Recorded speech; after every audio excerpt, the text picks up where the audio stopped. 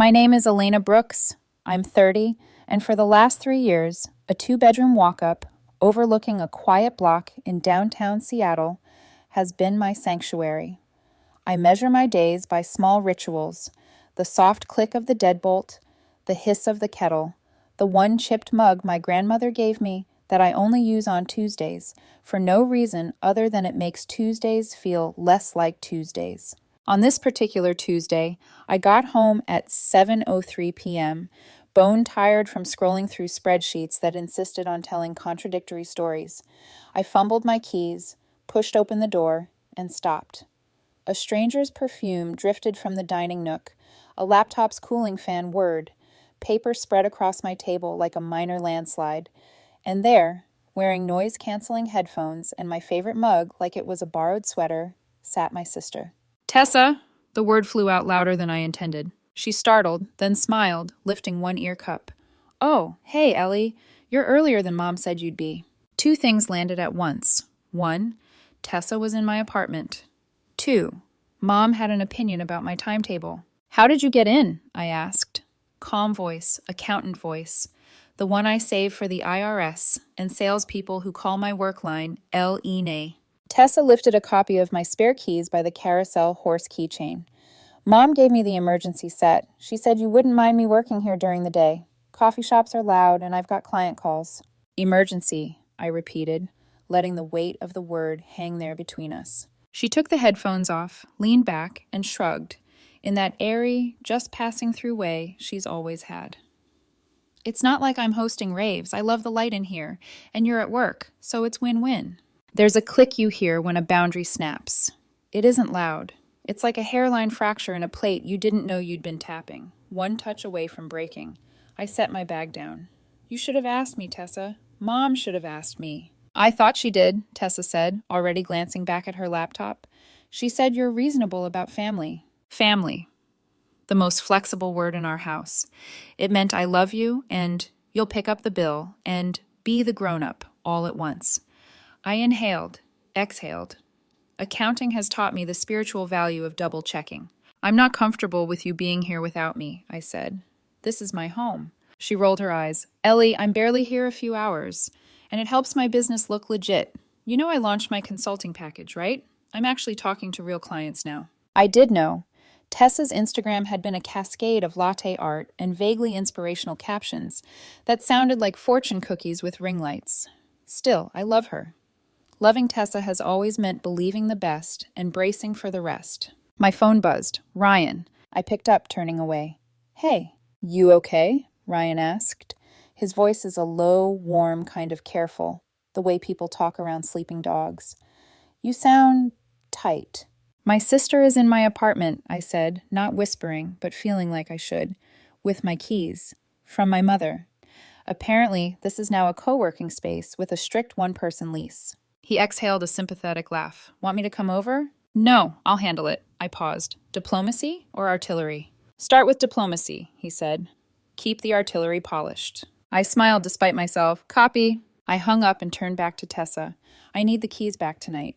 That made her blink. "Elena, seriously? You're going to make me commute between coffee shops again? I have a client call in an hour, and the noise..." "This wasn't an ask," I said gently.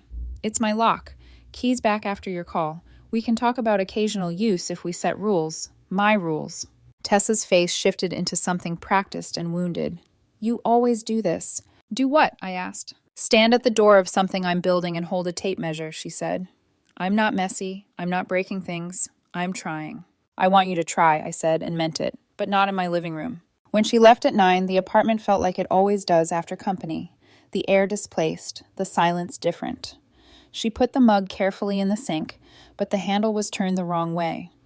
"It's not about the mug," I told myself, except sometimes it is. I called Mom. If you take the scenic route through conflict with Margaret Brooks, you'll still end up in the same cul-de-sac. A sigh, a half-laugh, a lesson about generosity disguised as a compliment to your character. "Oh, honey," she said, exactly on cue. "Don't be rigid.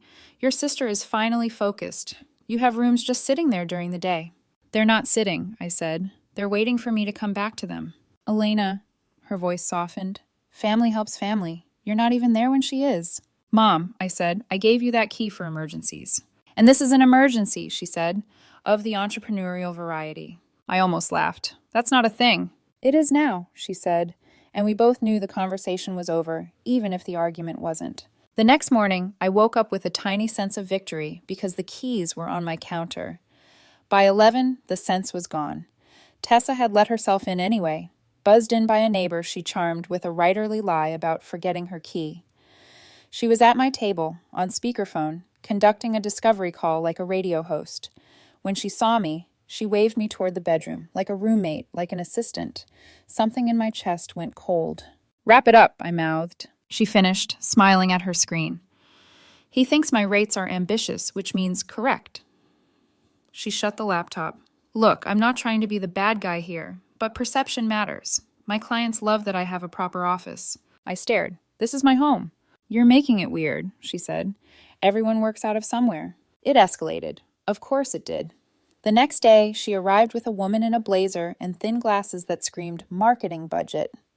The day after that, she arranged my chairs into a conference triangle and used my TV as a presentation screen with a dongle she had the audacity to leave behind, like a toothbrush. And online, the photos bloomed. Pale corner light, a succulent on my sill, a caption. Another productive day at headquarters, the word that made my stomach flip. Headquarters. That night, Ryan came over with takeout and a quiet ear. Say the boundary the way you wish you'd said it the first day, he told me between chopsticks. I closed my eyes and spoke it clean. No using my apartment when I'm not home. No meetings here. No photos. No pretending this address is yours. Good, he said. Now say what happens if she ignores it. I changed the locks and I said, I talk to the building. I become the villain in the family group chat. Or, he said, you become the protagonist in your own life. I texted Tessa the boundary. She responded with a rain of blue bubbles. I was humiliating her. I was jeopardizing a $3,000 contract. I was obsessed with things. She copied Mom. Then Mom called with the tone that means she's already cried about it twice. You're making a scene, Mom said. She's making an office, I said, in my home. The week nodded into small humiliations. Tessa arrived with 3 clients while I was on a Zoom call. When I refused to leave, she told them there'd been a building emergency. My building, my alleged emergency. Later, a cousin I adore texted to ask if I could meet Tessa halfway. Aunt Joanne wrote a paragraph about generosity that could have been printed on linen stationery. Dad left a voicemail about keeping the peace. And somewhere in the middle of it, Ryan mentioned, softly, that Lydia had been at a mutual friend's birthday, and between cocktails had floated a theory that I was controlling because I didn't want Tessa to shine. Lydia loves a narrative where someone else is the chandelier. I didn't answer Lydia. I did what accountants do. I started a folder. I screenshotted posts. I saved texts. I labeled things with dates and small descriptions because clarity, I've found, is kinder than fury. The last straw didn't feel like a straw. It was an email subject line, Business Operation Inquiry, Unit 4B. The building wanted to know if I was running a commercial operation and reminded me of my lease's zoning language. The email mentioned a woman who had visited the office to register our consulting firm at my address. Our consulting firm. I stared at the screen until the words blurred. Then I called downstairs. Owen Pratt, the building manager, picked up with a voice like a corkboard. She said she was your partner, he told me. She was insistent. I shut my eyes. She's my sister, and none of this is authorized. There it was, the sound again, faint and decisive, the click of a boundary breaking and being reforged. I hung up, opened in my notes app, and wrote one sentence in bold. This is the last week she walks in here without my permission. Then I put my grandmother's mug back in the cabinet, handle turned to the left, where it belongs. The apartment hummed the way it does when it's only me. The refrigerator's steady patience, the street's distant shush. My peace isn't fancy, it's just mine. I intend to keep it. The day after Owen's call, I woke with a mission itch, the kind you can't scratch without a checklist. I brewed coffee and opened a clean document titled Evidence. Petty? Maybe. Necessary? Absolutely. I've learned that anger is loud and proof is quiet, and quiet wins in the end. First entry, Screenshot of Tessa's post, my window, my plant, her caption calling this place HQ. Second entry, text messages where she told clients to meet at the office. Third, the building email, subject line blinking like a hazard light, business operation inquiring, Unit 4B. I copied in dates, times, and small notes like doorbell during client call and dongle left on TV, retrieve. Around 9:15 a.m., the doorbell rang with the urgency of a fire drill. I ignored it. It rang again and again. My laptop was open with my team on Zoom, my manager asking about a variance that refused to reconcile. I clicked mute, crossed the living room, and peered through the peephole. Tessa, hair looped into a fierce bun, stood with a woman in a camel trench, and a man whose tie knot was aggressive in a way that made me think he fought with it. Tessa's phone lit her face from below like a stage light.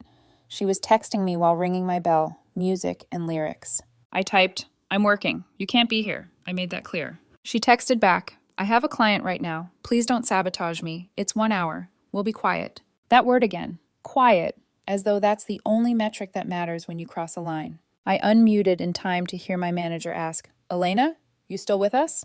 "Yes," I said, taking a breath that tasted like adrenaline. "Still with you." Through the door, I heard Tessa switch to her public voice, calm, practiced, sympathetic. "I'm so sorry," she told her clients. "There's a building emergency. It's being resolved. We might have to relocate to a coffee shop just for today." "Building emergency," I mouthed to myself. Me. After they left, she called 6 times. I let the calls stack like plates I didn't plan to wash. Later, while I ate an apple standing over the sink, a group text bloomed. Family in all caps. The digital living room where small dramas are eaten like popcorn. "Tessa, I'm so embarrassed. Elena changed the rules on me in front of paying clients. I've told everyone I have a professional setup because I thought she supported me. I guess she doesn't want me to succeed." Mom, Margaret, arrived within a minute, as if she'd been waiting in the wings. "Honey, that sounds awful. Elena, can we be reasonable, please?" Dad, Gordon, who never texts quickly, sent a voice note. I didn't play it. Aunt Joanne added a paragraph about family being a commons, like a meadow where everyone shares the grass and no one fences the horizon. Cousin Nate added that he'd once worked out of his girlfriend's kitchen, and it was fine. I typed slowly, deliberately. I am not a co-working space. My home is not a commons. Tessa, you may not bring clients here. You may not represent my address as your business location. Stop coming over uninvited. The building has alerted me this violates my lease. Blue bubbles bounced. Tessa, if you just communicated your needs earlier, I could have planned. This is humiliating, Lydia says. I close my eyes. Of course, Lydia says. Ryan texted separately. Need backup? I'm 10 minutes away. Stay, I wrote. I want to handle this while the kettle's still whistling. I installed the smart lock at lunch. The hardware store clerk promised it was easy. It wasn't. There were instructions written by someone who has never met a real door, and 10 minutes where the lock plate sat in my palm like a question, and I considered abandoning civilization for a yurt. But then it clicked, literally, and I stood back, a small, quiet victory warming my ribs. I named the admin profile Elena. I created a temporary code called Transition and sent it to Tessa with a message as clean as I could make it. You may use this code for the next 48 hours only to pick up anything you've left here.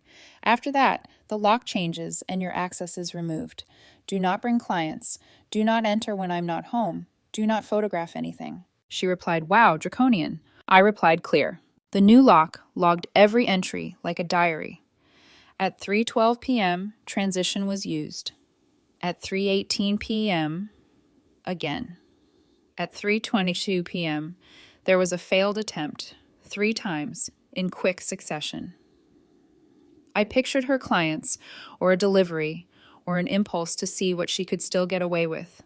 The camera caught a blur of camel trench. She didn't look up.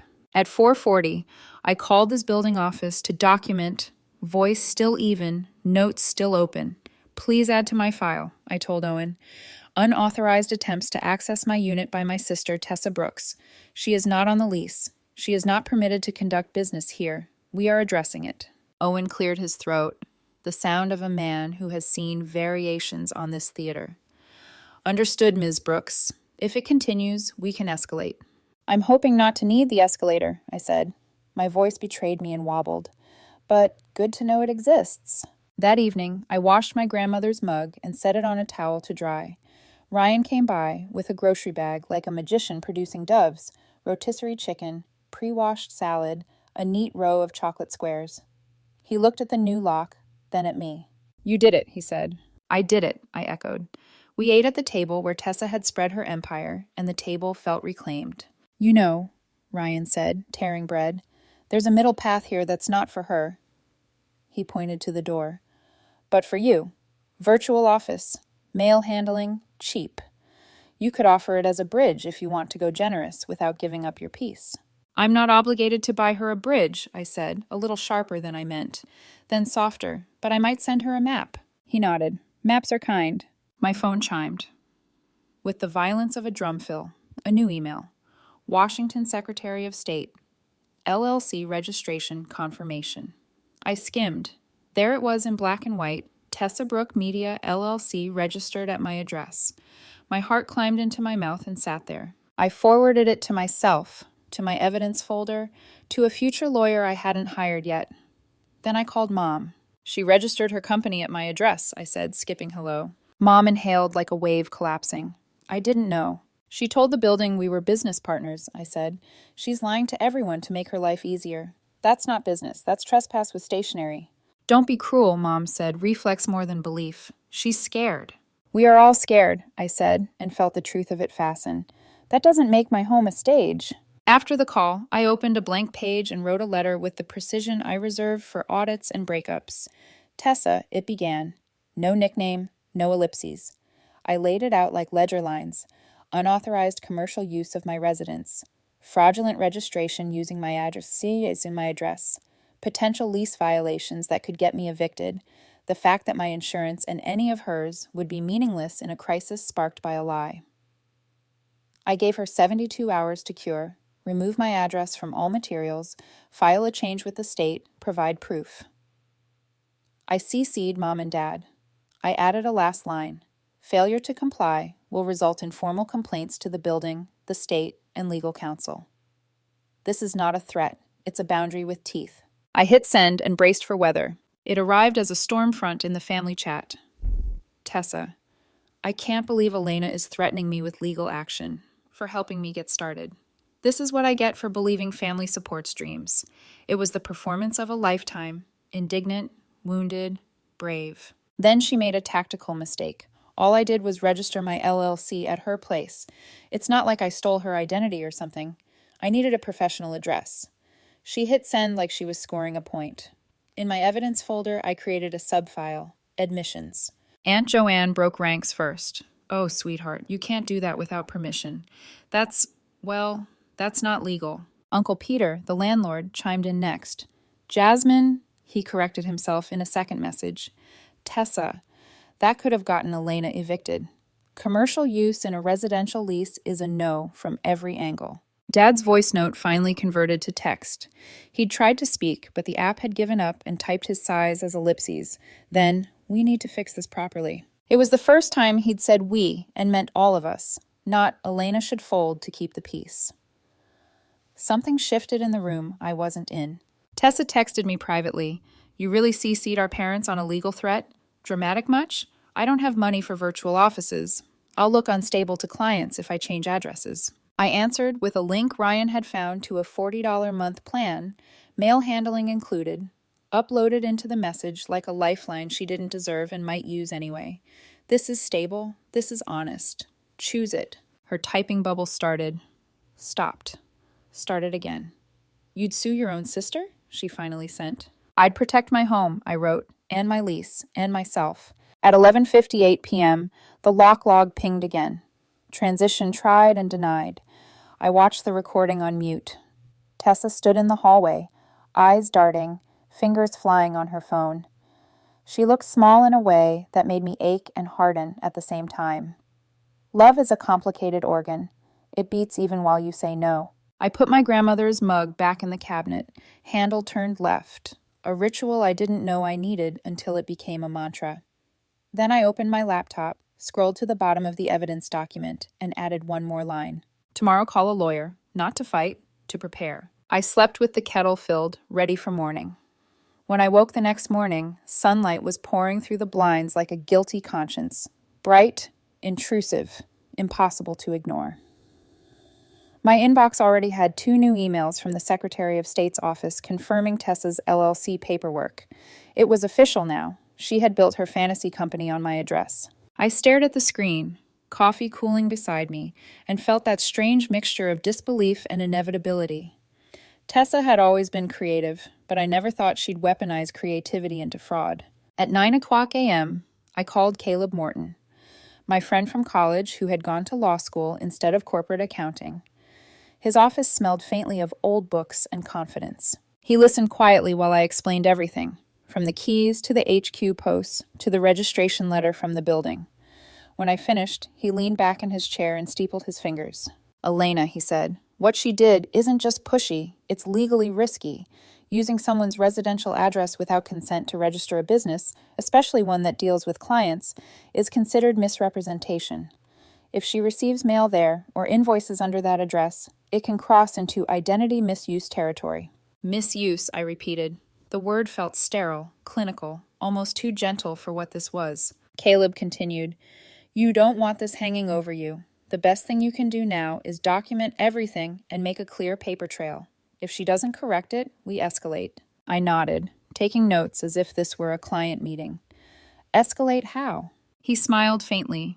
"Start with a professional warning letter, something factual, unemotional. Then, if she refuses, report it to the Secretary of State and your building. But honestly, once she sees it written down, she'll probably fold." "I don't know," I said softly. "Tessa doesn't fold. She drapes herself dramatically over the situation until everyone else moves." Caleb chuckled. "Then let's give her something solid to drape over." By the time I left his office, the letter was already drafted. It was crisp, measured, and devastatingly polite. To Ms. Tessa Brooks. This letter serves as formal notice that you have registered your business, Tessa Brook Media, LLC, using my residential address without authorization. This constitutes unauthorized use of private property, misrepresentation to state authorities, and a violation of my lease agreement. You are hereby instructed to remove my address from all business registrations, websites, directories, and promotional materials within 72 hours. Failure to comply will result in formal complaints to the Washington Secretary of State and the Property Management Company, as well as potential civil action. Please provide written proof of compliance within the stated timeframe. Sincerely, Elena Brooks, CC, Margaret Brooks, Gordon Brooks, parents. It wasn't angry, it was surgical. When I hit send, my heart raced the way it used to before final exams, tight, terrified, but certain that the only way out was through. By evening, the fallout began. The family group chat lit up like a wildfire. "Tessa, I can't believe you sent me a legal letter." "A letter, Elena? What kind of sister does that?" "Mom, girls, please talk to each other. This isn't necessary." "Dad, I just read it." "Elena, is this true about the business registration?" "Tessa, it's not like I committed a crime. I just used her address temporarily." I didn't respond, but I watched as Dad slowly typed back, each bubble taking years. "Dad, Tessa, you can't use someone's address for business without permission. That's not temporary. That's illegal." For once, silence followed. No justifications, no deflections, just digital quiet. But Tessa couldn't help herself for long. An hour later, she sent another message, this time to everyone. "I'm trying to build something, and no one wants to help." Elena could have just said yes. Instead, she's humiliating me in front of the family. "Mom, sweetheart, we all want you to succeed. Maybe you can use our address for now." Dad cut in before she could finish. "No, we're not repeating this pattern." I actually gasped when I saw it. My father, the man who once told me, family is always right, even when they're wrong, had drawn a line. Maybe this time I wasn't alone. 2 days passed. No word from Tessa. Then, on the third night, I got a text at 11:46 p.m. "You win. I filed the change. Happy now?" I didn't reply, though my chest unclenched. I thought it was over. The next morning, my building's front desk called. "Ms. Brooks, there's someone here insisting they have a right to enter your unit. Says she's your business partner." "Tessa," I said flatly. "She's very persuasive," the clerk said delicately.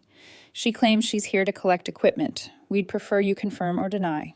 Deny, I said. Please deny. When I checked the smart lock footage later, I saw her, holding up a clipboard, speaking animatedly to a delivery man, gesturing toward my door like a tour guide. Her confidence was stunning. She looked like she belonged until the door didn't open. At noon, I emailed Owen, the building manager, the footage. His reply was short and professional. Understood. If she attempts entry again, we'll initiate a formal no trespass process. I exhaled and let myself smile. Finally, structure. That night, Ryan came over. He was quiet, assessing me in that way he does when he's trying to measure if I'm okay or just pretending. So, he said, handing me a glass of wine, are you okay? I'm proud, I admitted, but also furious that it came to this. She'll spin it however she needs to save face, he said. But you didn't humiliate her. You just refused to keep pretending. I looked at him. You know what's wild? I think Mom finally sees it. For years, she said, Tessa's just finding herself. But maybe she's realizing Tessa's been finding herself in other people's property. He laughed softly. That's progress. Painful progress, but still progress. I nodded. I just want peace, Ryan. My coffee, my quiet, my Tuesday mug, that's all. He touched my hand. Then you protect it. No apologies. But Tessa wasn't done. The following week, a letter arrived addressed to Tessa Brooke Media, LLC, Suite 4B. Sweet. The audacity was almost poetic. She had clearly forgotten to change everything. Mail forwarding, business cards, maybe even her Google listing. I stared at the envelope for a long time before adding it to my evidence folder. Then, as if on cue, another text pinged through from her. So now I'm the villain? Everyone's treating me like a criminal because of you. I didn't make you the villain, I typed back. You wrote the script yourself. By Friday, the situation had reached a boiling point. The building's attorney had reviewed my documentation and advised me to issue a formal statement of trespass authorization, meaning if Tessa entered again, she could be barred by law. It felt surreal. My sister, the person who used to braid my hair before school, was now a potential trespasser in my life. That night, I called Mom again. Mom, I need you to understand something. I'm not punishing Tessa. I'm protecting myself. She was quiet for a long time, then softly, I know, sweetheart. I just didn't want to believe it had come to this. It came to this months ago, I said, the day you gave her my keys. There was a sound, a sigh, maybe tears. Then, I'm sorry. I thought I was helping her. I didn't realize I was betraying you. The words landed like rain on dry ground. Too late to undo the drought, but enough to remind me the sky still worked. 2 days later, Tessa texted me a photo of her new workspace. A small, bright cubicle in a co-working center. Caption, New beginnings. Sometimes you have to lose everything to start over. No apology, no acknowledgement. But for the first time in weeks, I felt something like closure. I poured coffee into my grandmother's mug, turned the handle left, and looked around my silent, reclaimed apartment. For the first time in months, it felt like home again. But the story wasn't done, not yet. Because peace doesn't come without a cost, and sometimes the receipt takes a while to arrive. 2 weeks later, peace cracked again. Quietly this time, like a floorboard you thought had settled. It was a Saturday morning, rain tapping the balcony rail, when Owen from building management called. Elena, he began, and I could tell from his voice this wasn't a social courtesy. We had an incident this morning. Your sister attempted to enter the building again, said she had a quick meeting. When the security guard reminded her of the restrictions, she insisted she still had authorization. I shut my eyes. You mean the no trespass notice? He hesitated. We hadn't issued it formally yet, but after today we will. It hit me harder than I expected, the idea of a legal ban with my sister's name on it. She's really doing this, I whispered. She's persuasive, Owen said, but not persuasive enough to override policy. You've handled this professionally. Just know we're on your side.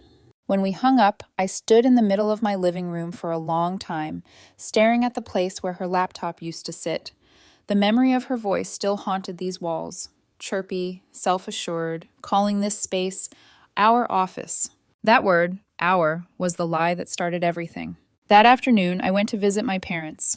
I hadn't been to the house since all this began. It was the same as always. Too many throw pillows, faint smell of lavender, and denial. Mom opened the door, guilt already clouding her face.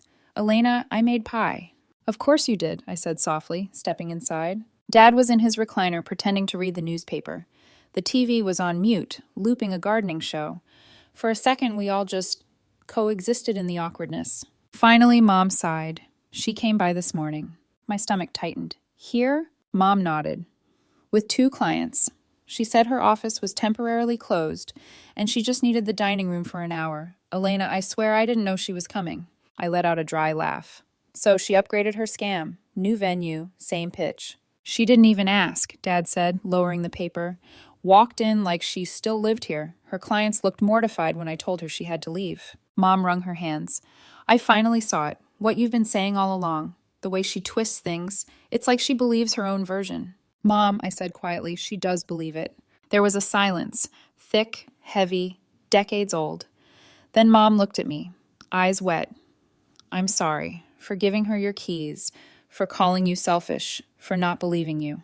For a moment, I saw her not as the referee of our family drama, but as a woman who'd spent years managing chaos by calling it compassion. I know, I said. You wanted peace. So did I.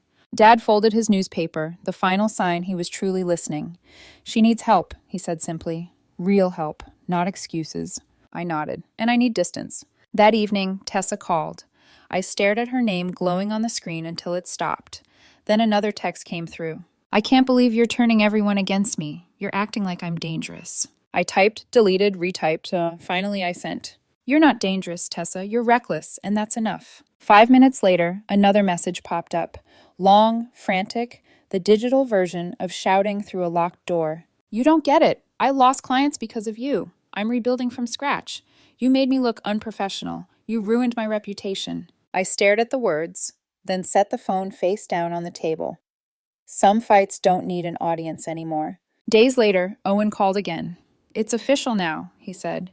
We've filed a no trespass order under her name. She's legally banned from the premises. How did she take it? I asked, bracing. She was upset, he admitted. Said something about how you stole her office. I almost laughed at the absurdity, but it caught in my throat. Thanks for letting me know. After the call, I opened my window and let the sound of the rain in. The city was breathing. My apartment smelled like cinnamon coffee and relief. Ryan stopped by after work. She texted me, he said carefully. Apologized. Sort of. Sort of? I raised an eyebrow. She said, tell Elena I'm sorry things got out of hand. Then added, I still don't think she needed to go nuclear. I smiled wryly. Classic Tessa. Apology with an asterisk. Ryan sat beside me. You did what you had to. Don't let guilt rewrite the ending. Funny, I said. That's exactly what she's doing. He squeezed my hand. Yeah, but you live in reality. That's the difference. 2 weeks later, Mom called again, this time sounding lighter. Guess who stopped by today? She asked. I groaned. Please don't say. Tessa, she interrupted, but only to drop off pie. She didn't come inside. She said she's been renting a co-working space, real office this time. She's calmer. That's good, I said cautiously. She even showed me photos. It's small, but tidy, and she's paying for it herself. Wow, I said. A miracle bought for $40 a month. Mom chuckled softly. You know, she told me something interesting. She said losing your apartment forced her to get her act together, that it made her take her business seriously. I smiled, looking out the window. So I'm the villain and the life coach. That's new. She didn't call you a villain this time, Mom said gently. She said you were firm. Firm, I repeated. I'll take firm. A month later, I got the official letter from the building confirming the no trespass order. It felt strange holding a document with my sister's name on it and the words barred from entry. The legal phrasing was cold, but beneath it was something warm. Safety. I pinned the letter inside a folder labeled Resolution next to screenshots, emails, and Caleb's notes. Then I closed the folder and slid it into the back of my drawer. That night, the apartment felt different. Still. Whole. The air didn't carry anyone else's perfume. The chairs were where I left them. The only sound was the refrigerator humming like a heartbeat. Peace, finally. But the real shift wasn't in the room, it was in me. Because for the first time in my life, I'd said no, and meant it. Weeks later, I met Mom and Dad for lunch. Dad asked, almost playfully, "You think your sister's learned her lesson?" I think, I said, stirring my coffee, she's learning that boundaries aren't walls, they're maps. You can still visit, but only if you know where the lines are. Mom smiled. You sound like your grandmother. I grinned. She always said the Brooks women draw lines with love. Maybe, Dad said. But next time, draw them in permanent marker. We laughed quietly, and for the first time in a long time, it didn't hurt. That night, I went home, hung up my coat, and let the silence greet me like an old friend. No texts, no knocks, no tension, just the faint hum of the city beyond my window. I made tea, poured it into my grandmother's mug, turned the handle left. The ritual held, the space held, and so did I. 2 months later, the dust had finally settled, though in truth it wasn't dust. It was the residue of chaos, guilt, and a new kind of clarity I'd never known I could live in. My apartment looked exactly the way I loved it. A small vase of lilies on the table, my grandmother's mug perfectly placed in the cabinet handle left, the quiet hum of normalcy. The same space, but it felt like I'd moved into a better version of myself. It's strange how family drama can become legend. What had been a months-long nightmare now existed as shorthand in family vocabulary. Don't pull a Tessa. That's what Aunt Joanne said when Uncle Peter tried to borrow her car without asking. My dad said it when Mom tried to volunteer their living room for his poker group. Even my cousin Nate texted me. I almost pulled a Tessa by giving my roommate's Netflix password to my girlfriend. Caught myself just in time. I used to cringe hearing her name, but now it made me smile. Maybe because it wasn't about her anymore. It was about the lesson. Tessa herself had gone quiet for a while. Then, out of nowhere, she texted me a photo. A small co-working cubicle, clean desk, modest lamp, her laptop open beside a coffee cup. The caption read, "Back to building, no shortcuts this time." That was it. No apology, no bitterness, no explanation. But it was enough, because for once she wasn't pretending. Mom told me later that Tessa was working part-time for a marketing agency while rebuilding her client list. She'd finally registered everything correctly, even paid off a few overdue credit cards. Dad had helped her set up a real budget, something I'd tried to do for years, only to be brushed off. "She's different now," Mom said one afternoon. "Less defensive, more grounded." "Hard lessons do that," I said, sipping my tea. Mom smiled faintly. "You know, she told me something that surprised me." "What's that?" "She said if you hadn't pushed her out, she never would have learned. She called it tough love in accounting form." I laughed. Sharp, short, real. That's the most accurate compliment I'll ever get. Mom laughed too, then grew quiet. "You did the right thing, sweetheart. I just wish it hadn't taken so long for me to see it." "Me too," I said softly, "but maybe it had to happen this way." Even my relationship with Ryan shifted. The whole ordeal had forced us to talk about boundaries, not just with family, but with each other. We learned to ask before assuming, to pause before fixing, to let space mean respect, not rejection. One night, while we were cooking dinner together, him chopping onions, me stirring pasta, he said, "You know, I've never seen someone handle family like that and still come out sane." "I'm not sure sane's the right word," I said, smiling. "Maybe scarred, but stronger." He laughed. "Then here's to healthy scars." We clinked glasses, and for once, the silence that followed wasn't heavy. It was content. I still think about how easily it all could have gone another way. If I'd caved that first night, told myself it was no big deal, I'd still be coming home to her perfume lingering in my living room. My life would have been divided between guilt and resentment, each side feeding the other. But instead I learned the quiet power of no. It doesn't sound heroic, it's not cinematic, it's not shouted, it's whispered. But whispered enough times, no becomes a boundary that reshapes your entire world. A few weeks later, Tessa and I finally saw each other in person, at Mom's birthday dinner. She arrived late, holding flowers, and an expression somewhere between cautious and contrite. For a second, the room froze. Then she walked up to me, took a breath, and said quietly, "You look good, Ellie." "You too," I said. No hug, no apology, just a tiny, trembling truce wrapped in civility. And honestly, that was enough for now. During dessert, she mentioned her new workspace, how she was networking with real clients, paying rent on time, and learning to budget. "That's great," I said, and meant it. She nodded.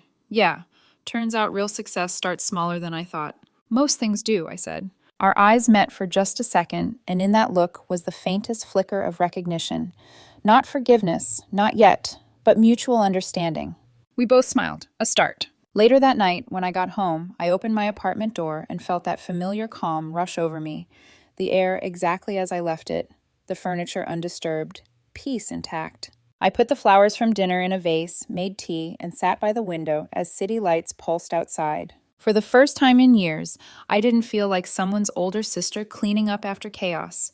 I felt like a woman who had learned how to guard her peace and not apologize for it. My phone buzzed. Ryan texting. Home safe? Yes, I replied. Quiet, calm, perfect. Then I looked around the apartment and whispered aloud, to no one in particular. This is mine, all of it. The mug, the peace, the life rebuilt on boundaries instead of guilt. Because sometimes love isn't about saying yes. It's about having the courage to say no and meaning it.